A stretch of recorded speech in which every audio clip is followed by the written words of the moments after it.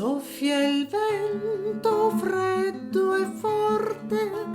la mattina è grigia e scura, sta in silenzio la natura, batte il gelo alle sue porte, siede un vecchio per la strada, non ha manto né riparo, trema forte al freddo avaro, la sua vita par che se ne vada.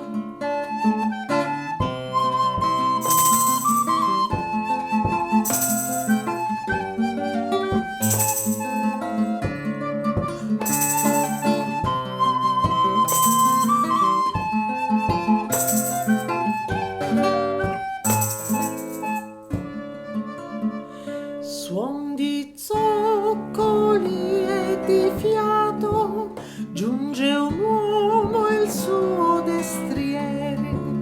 e Martino il cavaliere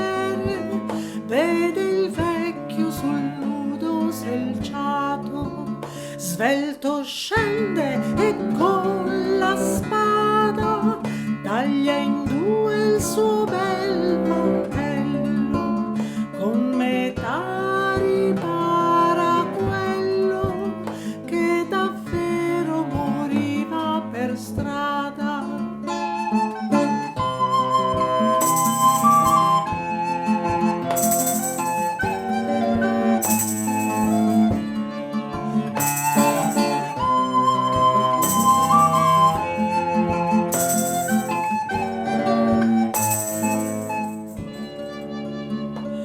L'uomo sente il buon tepore,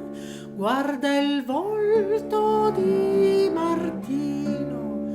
benedice il suo cammino per quel gesto spontaneo d'amore,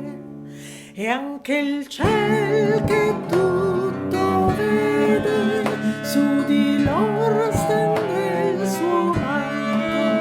ed il sole per incanto scalda tutti con raggi di miele.